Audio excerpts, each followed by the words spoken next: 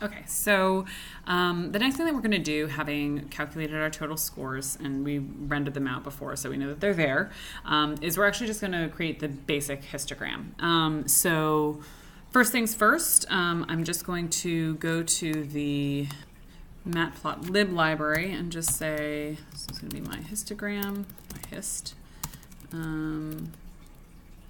is plt.hist. And so I'm going to be doing this on total scores. Oops. Right, I'm going to use a histogram of total scores. I'm going to call it, his type is going to be bar. And I'm going to go with the color red, because why not? Actually, we can talk about why not at some point, but anyway, this is what I'm doing. So now very easily I can just say show, so I'm going to say build the histogram, and let's take it to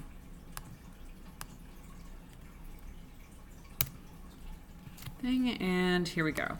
So we get a basic histogram. This is exactly what we were hoping for. It shows us that this is definitely a skewed distribution, right? Because there's nowhere for me to put a mirror to make this thing symmetrical. Because we can see this is a skewed distribution, the thing we're going to look out first for measures of centrality and spread is the median and its related measures. So basically the median and the quartiles.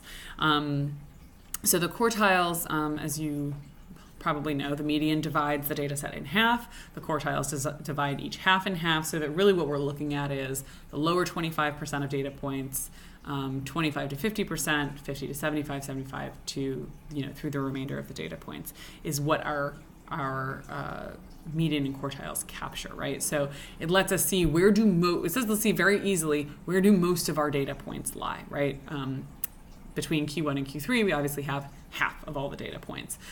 So it gives us a sense of, again, where that sort of measure of central tendency is when we have a skewed data set.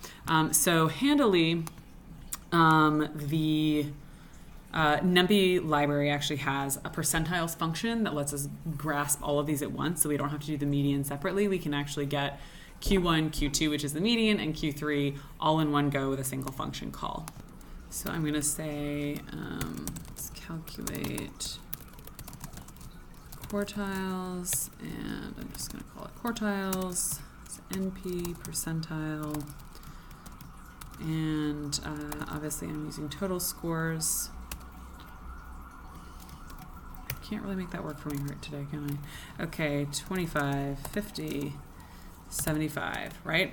And then, of course, what I want to do is go ahead and plot them on my histogram with line overlays.